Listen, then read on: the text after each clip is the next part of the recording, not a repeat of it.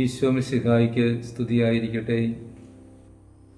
നമ്മുടെ കർത്താവായ ഈശോ മിശിഹായുടെ കൃപയും സ്നേഹവും സമാധാനവും കരുണയും വാത്സല്യവും എന്നെ കേൾക്കുകയും കാണുകയും ചെയ്യുന്ന നിങ്ങളെല്ലാവരോടും കൂടെ സമൃദ്ധമായി ഉണ്ടാകട്ടെ. ഈശോയിൽ ഏറ്റവും സ്നേഹിക്കപ്പെട്ടവരെ, മംഗളവാർത്ത കാലത്തിൻ്റെ 4-ാം വാരത്തിലേക്ക് നാം പ്രവേശിക്കുകയാണല്ലോ. 3-ാമത്തെ മംഗളവാർത്തയെക്കുറിച്ചാണ് ഈ വാരത്തിൽ, ഈ ഞായറാഴ്ച സഭ നമുക്ക് ധ്യാനത്തിനായി നൽകുന്ന വചനഭാഗം. വിശുദ്ധ മത്തായി അറിയിച്ച സുവിശേഷം 1-ാം അധ്യായം 18 മുതൽ 24 വരെയുള്ള തിരുവചനങ്ങൾ. ഈ വചനഭാഗത്ത് കർത്താവിൻ്റെ ജനനത്തെക്കുറിച്ച് യൗസേപ്പിന് കൊടുക്കുന്ന മംഗളവാർത്തയാണ്. നമുക്കറിയാം, ഈ മംഗളവാർത്ത കാലത്ത് നമ്മൾ നേരത്തെ ചിന്തിച്ചു, 3 മംഗളവാർത്തകളാണ് നമ്മൾ ധ്യാനാത്മകമാക്കുന്നത്. ഒന്ന്, വൃദ്ധ ദമ്പതിമാരായിരുന്ന സഖറിയായ്ക്കും എലിസബത്തിനും കൊടുത്ത മംഗളവാർത്ത. 2, പരിശുദ്ധ കന്യകാമറിയത്തിന് കൊടുത്ത മംഗളവാർത്ത.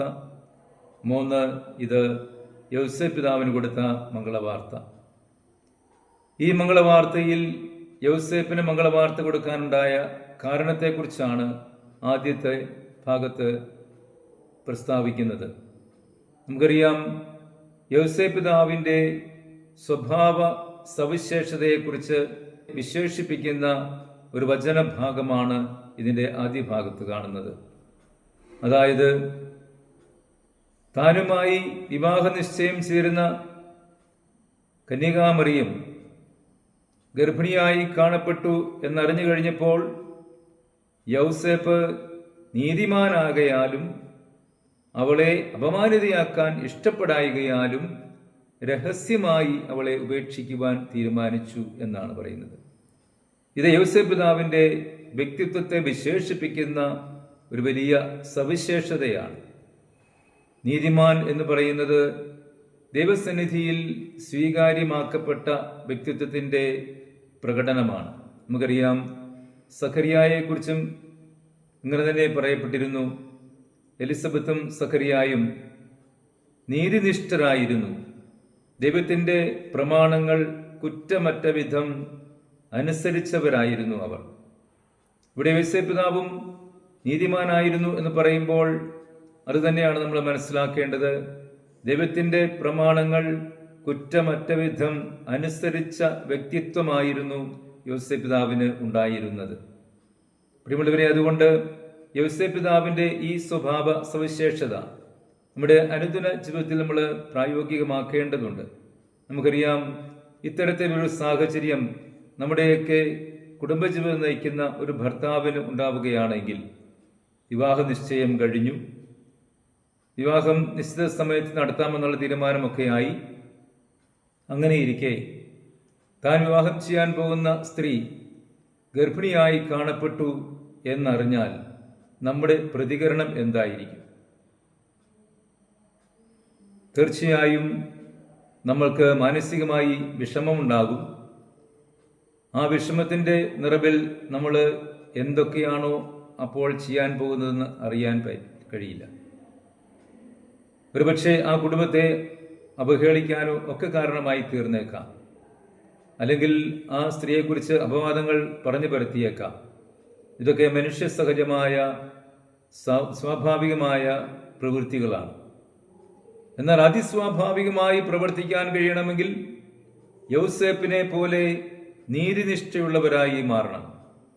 അതുകൊണ്ടാണ് യൗസേപ്പിനെ കുറിച്ച് പറയുന്നത്, സുവിശേഷകൻ പറയുന്നത്, അവൻ നീതിമാനാകയാലും അവളെ അപമാനിതയാക്കാൻ ഇഷ്ടപ്പെടായികയാലും രഹസ്യമായി അവളെ ഉപേക്ഷിക്കാൻ തീരുമാനിച്ചു.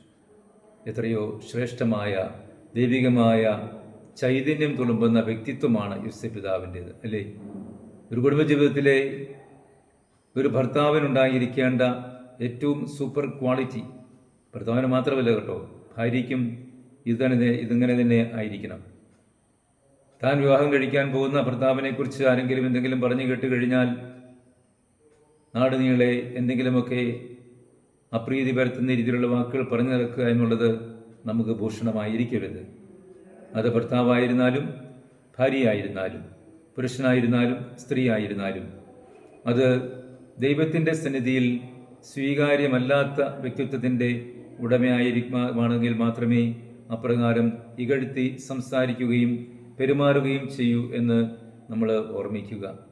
യോസേപ്പ് പിതാവിൻ്റെ ഈ ജീവിത ശൈലി നമുക്കത് കുടുംബമായിട്ട് ജീവിക്കുന്ന നിങ്ങൾക്കെല്ലാവർക്കും പാലിക്കപ്പെടുവാനായിട്ട് സാധിക്കട്ടെ. ജീവിതത്തിൽ കുടുംബമായിട്ട് ജീവിക്കുമ്പോൾ ഭാര്യയും ഭർത്താവും വിവാഹം കഴിഞ്ഞു എന്ന് തന്നെ കരുതട്ടെ.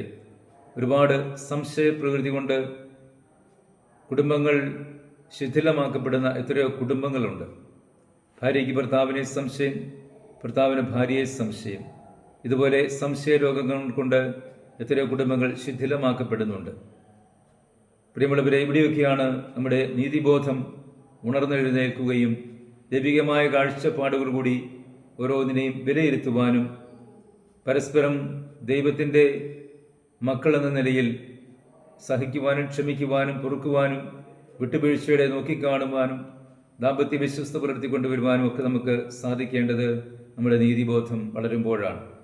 അതുകൊണ്ട് യോസേപ്പ് പിതാവിനെ പോലെ നീതിബോധമുള്ളവരായി മാറുവാൻ നമുക്ക് പരിശ്രമിക്കാം. ഇനിയും എന്താണ്, ഇങ്ങനെയുള്ള ഈ രഹസ്യമായിട്ട് മറിയത്തെ ഉപേക്ഷിക്കാൻ തീരുമാനിച്ചു കഴിഞ്ഞപ്പോഴാണ് യോസേപ്പ് പിതാവിന് മംഗളവാർത്ത ഉണ്ടാകുന്നത്.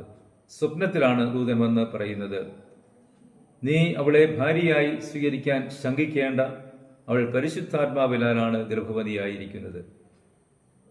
ദൂതന്റെ ഈ വാക്ക് കേട്ട് കഴിഞ്ഞപ്പോൾ നീതിനിഷ്ഠനും ദൈവാശ്രയബോധമുള്ളവനും ദൈവഭയമുള്ളവനുമായ യോസേപ്പ് പിതാവ് ആ ദൂതനിലൂടെ കേട്ട വാർത്തകൾ വിശ്വസിക്കുകയും അതനുസരിച്ച് ജീവിതം മുന്നോട്ട് നയിക്കുകയുമാണ്. സ്നേഹമുള്ളവരെ, സഖറിയായെ പോലെ മറിയത്തെ പോലെ യോസേപ്പ് പിതാവും ഇവിടെ ദൈവത്തിൻ്റെ വഴികളിലൂടെ സഞ്ചരിക്കുന്നതായിട്ടാണ് നമ്മൾ കാണുന്നത്. നമ്മുടെ അനുദിന ജീവിതത്തിലും ദൈവേഷ്ടം തിരിച്ചറിഞ്ഞു കഴിയുമ്പോൾ ആ ദൈവേഷ്ടത്തിന് വിധേയപ്പെട്ടുകൊണ്ട് ജീവിക്കുവാനും യോസേപ്പ് പിതാവും നമുക്ക് ഉദ്ബോധനം നൽകുകയാണ്, ജീവിത മാതൃക നൽകുകയാണ്. ദൈവത്തിൻ്റെ ഇഷ്ടം എന്താണോ എന്ന് തിരിച്ചറിയുവാനും ആ തിരിച്ചറിവിൻ്റെ അടിസ്ഥാനത്തിൽ ദൈവഹിതത്തിൻ്റെ അനുസരിച്ച് ജീവിതത്തെ മുന്നോട്ട് നയിക്കുവാനുമുള്ള വലിയ ദൈവാശ്രയബോധം, വിശ്വാസ തീക്ഷ്ണത, വിശ്വാസ സ്ഥിരത നമുക്കുണ്ടാകണമെന്ന് വിശുദ്ധ യോസേപ്പ് പിതാവ് നമ്മളെ ഓർമ്മിപ്പിക്കുന്നു. പ്രിയമുള്ളവരെ, അതുകൊണ്ട് കർത്താവിൻ്റെ തിരുജനനത്തിനായിട്ട് ഒരുങ്ങുന്ന ഈ അവസാന നിമിഷങ്ങളിൽ, അവസാന ദിവസങ്ങളിൽ നമുക്ക് യോസേപ്പ് പിതാവിൻ്റെ ജീവിത മാതൃക സ്വീകരിച്ചുകൊണ്ട് എളിമയുടെയും വിശ്വസ്തതയുടെയും വിശ്വാസത്തിൻ്റെയും വഴികളിൽ സഞ്ചരിച്ച് കൂടുതൽ ആത്മീയമായി വളരുവാൻ ആത്മാർത്ഥമായിട്ട് ആഗ്രഹിക്കാം. നമ്മുടെയൊക്കെ ഹൃദയങ്ങളിൽ ഉണ്ണി ഈശോ പിറക്കുവാൻ വേണ്ടി നമുക്ക് ആത്മാർത്ഥമായിട്ട് ആഗ്രഹിക്കാം. ദൈവത്തിൻ്റെ മുമ്പിൽ നീതിനിഷ്ഠരും ദൈവാശ്രയബോധമുള്ളവരും കൽപ്പനകൾ അനുസരിക്കുന്നവരുമായി തീരുവാൻ ആത്മാർത്ഥമായിട്ട് ആഗ്രഹിക്കാം. അതിനുവേണ്ടി പരിശ്രമിക്കാം. അതിന് വിശുദ്ധ യോസേപ്പ് പിതാവിൻ്റെ മാധ്യസ്ഥം തേടാം. ഉണ്ണീശോ നമ്മുടെ ഓരോരുത്തരെയും ഹൃദയങ്ങളിൽ വന്ന് പിറക്കുവാൻ കാരണമായി തീരട്ടെ. ആ ഉണ്ണീശോയുടെ ഹൃദയലാളിത്യവും എളിമയും താഴ്മയുടെ മനോഭാവവും അത്യുന്നതനായിരിക്കെ തന്നെ ശൂന്യനാക്കിക്കൊണ്ട് ഈ ലോകത്തിൽ വന്ന് മനുഷ്യനെ രക്ഷിക്കുവാൻ തയ്യാറായി കാര്യത്തിരുത്തപ്പെടുന്ന ഉണ്ണീശോയുടെ ആ താഴ്മയുടെ മനോഭാവവും നമ്മുടെ അനുദിന ജീവിതത്തിൽ പ്രായോഗികമാക്കുവാൻ ആത്മാർത്ഥമായിട്ട് പരിശ്രമിക്കാം. എല്ലാവർക്കും സമാഗതമാകുന്ന ക്രിസ്തുമസിൻ്റെ എല്ലാ ദൈവാനുഗ്രഹങ്ങളും ഹൃദയപൂർവ്വം പ്രാർത്ഥനാപൂർവ്വം നേരുന്നു. ഈശോ നമ്മളെ എല്ലാവരെയും സമൃദ്ധമായി അനുഗ്രഹിക്കട്ടെ.